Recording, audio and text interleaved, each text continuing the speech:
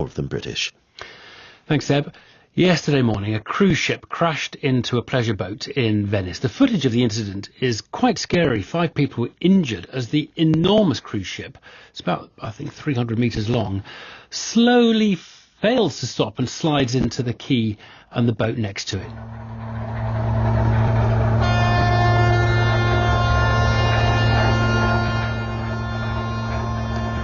Well, it's aroused a lot of debate about how big these vessels are and how well suited they are to some of the tourist environments that they want to visit. Let us talk to 2 people. Amy Keeley is the head of news at Travel Weekly, and Jane DeMosto is an environmental scientist and co-founder of We Are Here Venice. And Jane, I just wonder what people in Venice are making of this accident and whether they feel this is something they've been waiting to happen. It is something that people were worried would one day happen, but we all hoped it would never happen. And the only thing we can do is to turn that concern into determination that the problem gets solved very, very soon. And the solution, in your view, for Venice, and you should stress it, I want to talk about Venice with you. For Venice, the solution would be what? For Venice, the solution is to start with a proper scientific, rational, objective analysis of what the real options are. And in all these 7 years that there's been different governments, different presidents of the Port Authority, different probably managers in the cruise companies, nobody has really been methodical about the problem. And what is it that gets in the way? I mean, what is it that stops Venice saying, you know what, some of these are just too big. To get into Venice, you have to come down a canal that's not so large.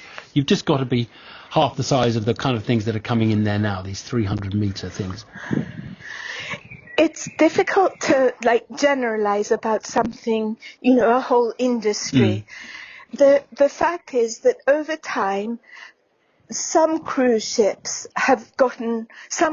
lines have produced ships that are bigger and bigger according to an economic model that gets higher profit margins on larger ships.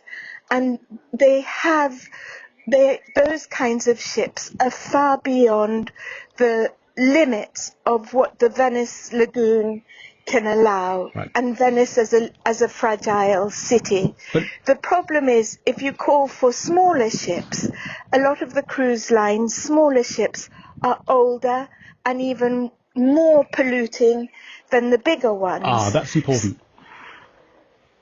That is important because one of the biggest issues that we have with the cruise ships and shipping in general in the whole Mediterranean region is the air pollution that they cause. Right, let's talk to Jane. Jane DeMosto, is it your view, is it recognised in the industry that now these things go up to these 300, Amy, help me here.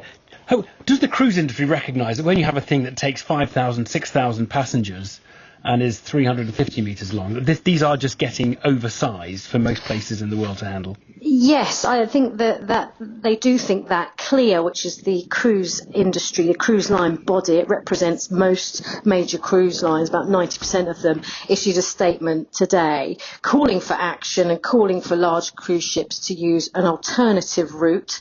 It's called the Vittorio Emanuele Canal, instead of the congested and much smaller Giudecca Canal where the incident on Sunday happened.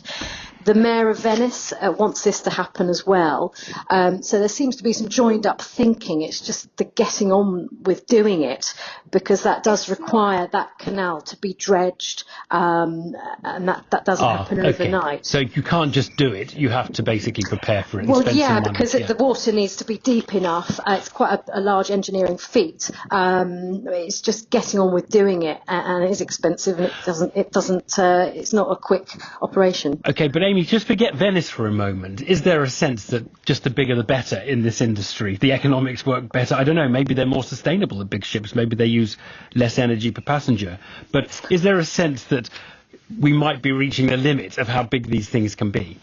I think what's happened from my 5 years working in the travel industry, Travel Magazine, is I've seen the competition between cruise lines grow and grow. So the likes of Royal Caribbean, MSC Cruises, Norwegian Cruise Line, these are the ones that produce mega ships. And the more popular that cruising gets, and it is getting more popular, the more the cruise lines want to kind of improve their facilities. So you get them now with race tracks, go-kart tracks on them, the huge water slides and tennis courts, and there's this kind of competition. The bigger the better. Right. The more facilities and groundbreaking activities you can have will attract customers. So that's definitely happened. The bigger the ship, the more you can put on it for passengers to think we've got all these facilities on the cruise ship we're picking. Exactly. And in a competitive market, that's what you want to do. You want to get everyone talking about your ship and what you can do on it.